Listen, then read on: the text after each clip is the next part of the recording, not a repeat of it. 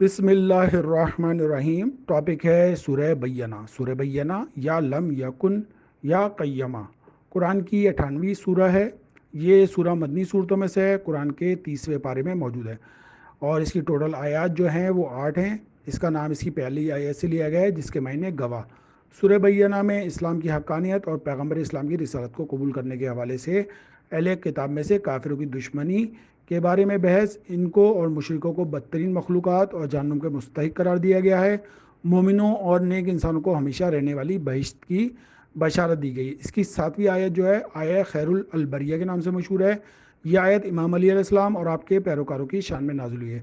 रसूल खुदा सल्लल्लाहु अलैहि वसल्लम फरमाते हैं, अगर लोगों को इस सूरह की बरकतों का इल्म होता तो वो अपने अहल व अयाल को छोड़कर इसे सीखने में लग जाते।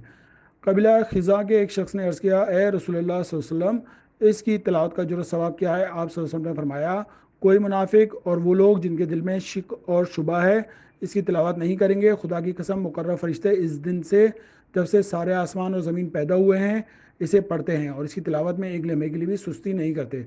जो शख्स इसे रात के वक्त पढ़ेगा, खुदा ऐसे फरिश्तों को मामूर करेगा जो इसके दीन और दुनिया की हिफाजत करेंगे और इसके लिए बख्शिश और रहमत तलब करेंगे। और अगर दिन के वक्त पढ़ेगा तो उन चीज़ों की मकदार में जिन्हें दिन रोशन करता है और रात इन्हें तारीक बना देती है उसे सवाब देंगे। इसके जो और दूसरे नाम हैं, अहलुल अल किताब, क़य्यमा, मुनफ़िकीन और इनफ़िकाक। और इसके जो मज़ामीन हैं, पैगम्बर के दुश्मनों पर अतमाम हुज्जत, आयत नंबर 1 से 5, पैगम्बर की तौहीदी दावत और अहले किताब और मुशरिकीन की मुखालफत, पैगम्बर की बैसत के बाद अहले किताब और मुशरिकों की अपने कुफर पर इसरार, पैगम्बर की तौहीदी दावत की अहले किताब जानबूझकर मुखालफत करते हैं। इसकी आयत नंबर 6 से 8, पैगम्बर के दुश्मनों को अजाब और उनके मानने वालों को जजा, पैगम्बर के दुश्मनों पर अब्दी अजाब, पैगम्बर के मानने वालों के लिए हमेशी नेमतें।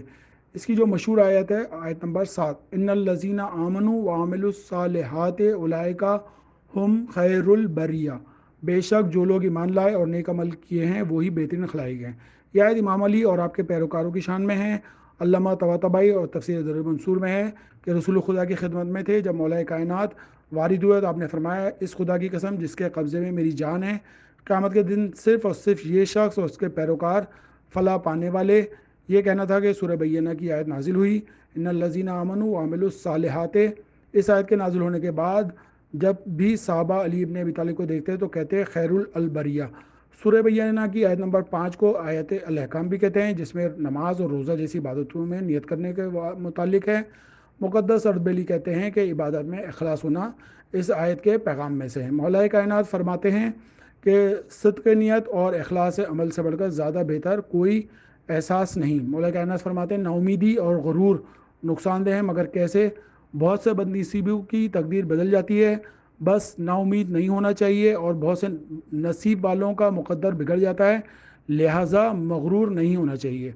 कुरान की आयत है, आगाह हो जाओ कि इत्मीनान खुदा की याद से ही हासिल होता है और गुनाहों का बेहतरीन मददगार जो है वो पुरखोरी यानी कि ज़्यादा खाना। अल्लाहुम्मा सल्ली अला मुहम्मद व आले मुहम्मद।